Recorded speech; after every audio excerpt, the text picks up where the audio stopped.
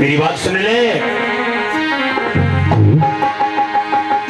फूल फूल चिल्लाता है, फूल ही तोड़ कर लाऊंगा। पाताल लोक में भी होगी तो गेंद खोज कर लाऊंगा।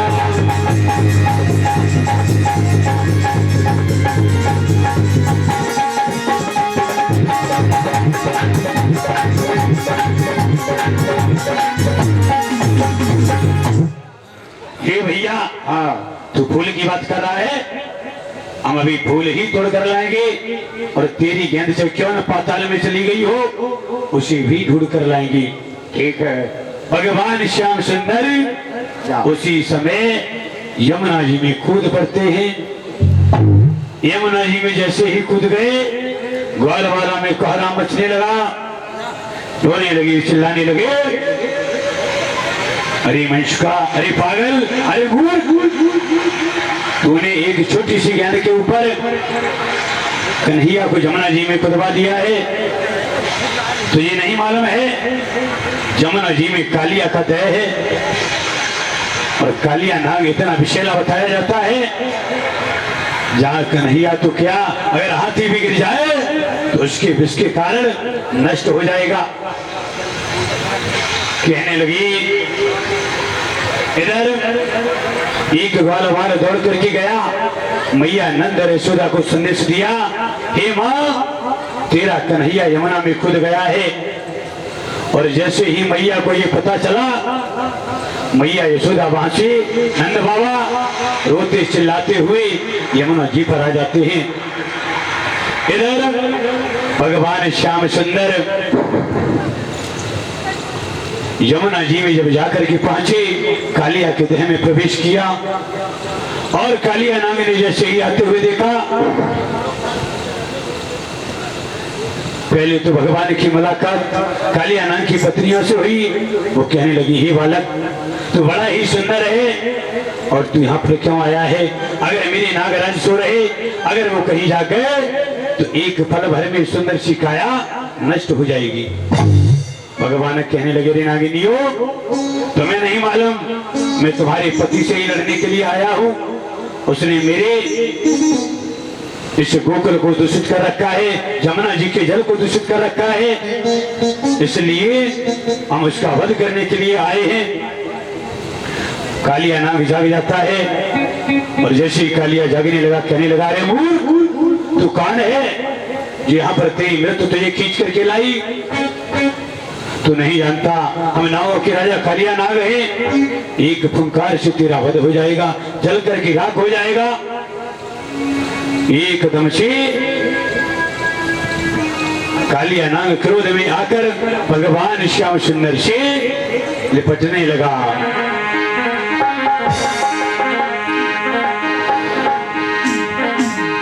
क्या हुआ?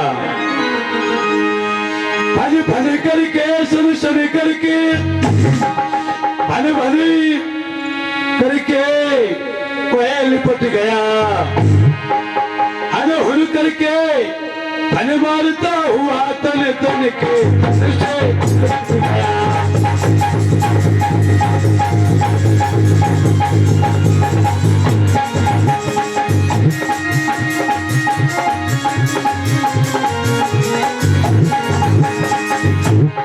और क्या हुआ? फुंकारी निकलते ही मुंह से धागे फिरी फूट पड़ी।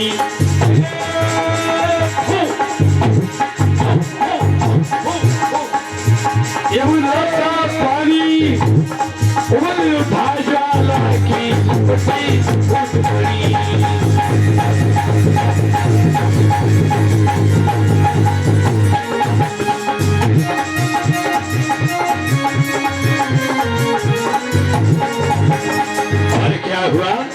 क्या हुआ?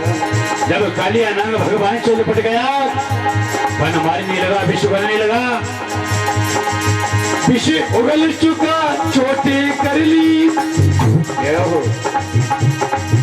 बल दिखलाया फुंकारी का, लेकिन कुछ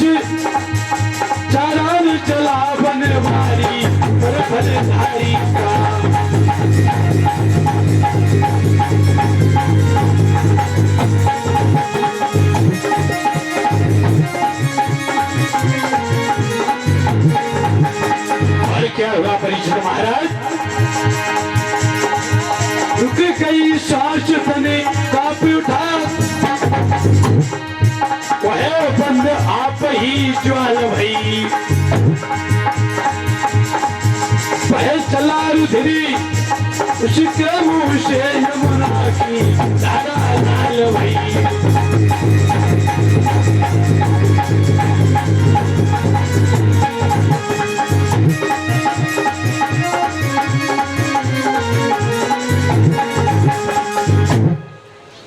जैसे ही कालिया नागरी इसी क्रम में अभिषेक यादव कांकापुर से एक बार जोरदार तालियां व्यासी का सम्मान कर रहे हैं अभिषेक कांकापुर। एकदम से जैसे ही कालिया नाग ने प्रहार किया, भगवान श्याम सुंदर के तन में लपेटा मार लिया। भगवान ने अपने शरीर का तापमान बढ़ा दिया। कालिया नाग की जो नसें थी वो टूटने लगी, मुंह से रक्त निकलने लगा, यमुना जी की धारा लाल हो गई। एकदम से नागिनियां पैरों में पड़ने लगी, कहने लगी हे कृष्ण, हे द्वारिकाधीश, हे भगवान त्रिलोकीनाथ, मुझे क्षमा कर दीजिए, मेरे स्वामी के प्राण की रक्षा कीजिए। ये बड़े अहंकारी हैं, अहंकार के कारण आज इनकी दशा हुई। कालिया नाग भी भगवान से क्षमा याचना करने लगा। और महाराज, जिस जगह कार्य शक्ति से नहीं बनता है उस जगह भक्ति काम आती है। और जो अहंकारी व्यक्ति होता है उसकी सहायता कभी भगवान भी नहीं करते हैं, क्योंकि जिसके अंदर मैं होता है उसके अंदर कभी भगवान वास नहीं करते हैं।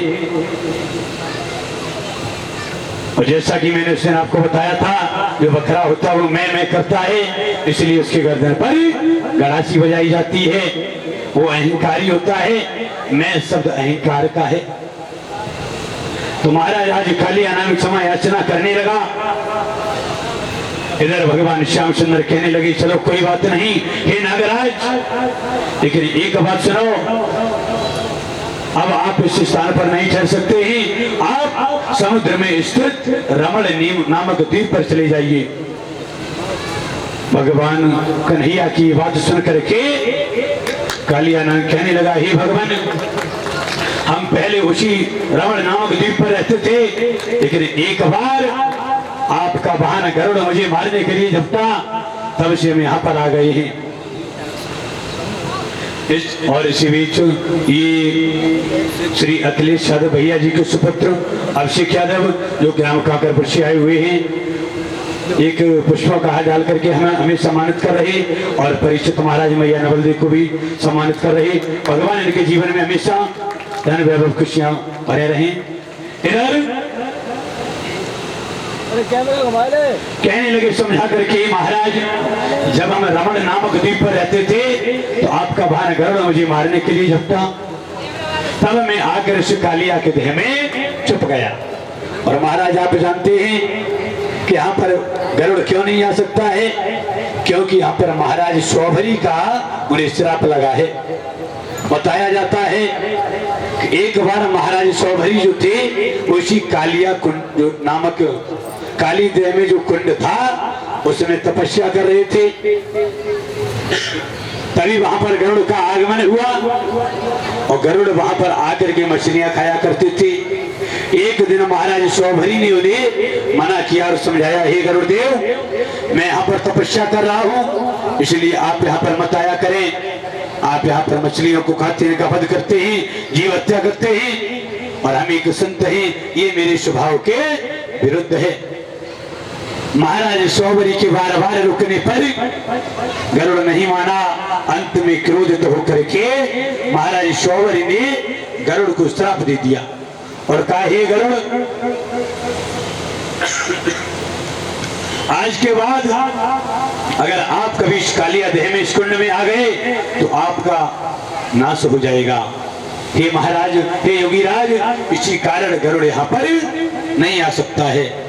भगवान कहने लगे, हे कालिया नाग, इस बात की तुम चिंता मत करो, अब तुम्हारे मस्तक पर हमारे पद चिन्ह हो गए। इन्हें देख करके गरुड़ तुम्हें प्रणाम करेगा।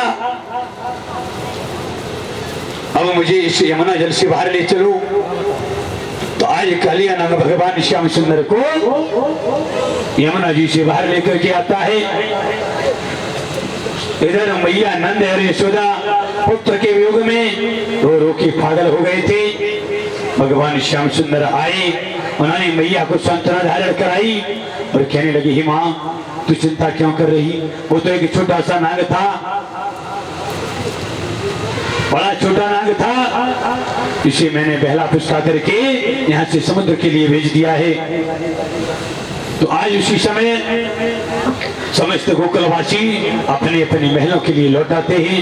बोले गोविंद भगवान की, श्रीमद् भागवत महापुराण की। इधर समस्त गोकुलवासी भगवान देवराज इंद्र की, यानी कि जो देवताओं के राजा थे, उनकी पूजा की तैयारियां करने लगी। प्रत्येक घर में बड़ी बड़ी अच्छी मीठी पूरी पुआ खीर बनाए जाने लगे। भगवान श्याम सुंदर मैया यशोदा से समझाकर बोले, मैया मुझे एक बात समझ में नहीं आ रही है। समझ में नहीं समझा करके बोले,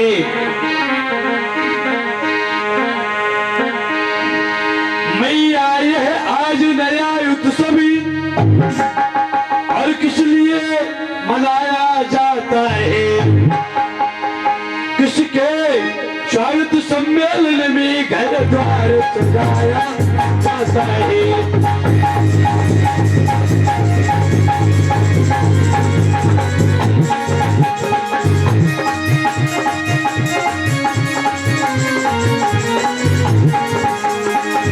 बोले मैया,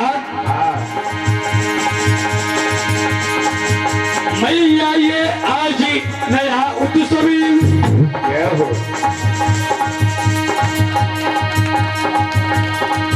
किस लिए मनाया जाता है,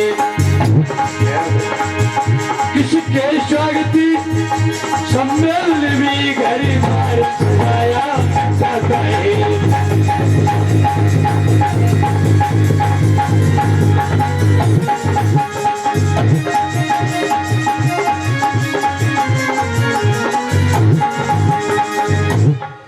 कहने लगी, मैया आज ये नया उत्सव क्यों मनाया जा रहा है। और इसी बीच आदेश कुमार यादव जो ग्राम नगला धर्म से आए हुए हैं, जो हमें के नोटों का हार डाल करके सम्मानित कर रहे, वही इधर के यादव मामा जी को भी नोटों का सम्मान और महाराज जी को भी नोटों का हार डाल करके सम्मानित कर रहे। भगवान से ये कामना करेंगे इनके हमेशा इसी प्रकार धर्म के लिए हाथ बढ़ते रहे। बोले गोविंद भगवान की जय।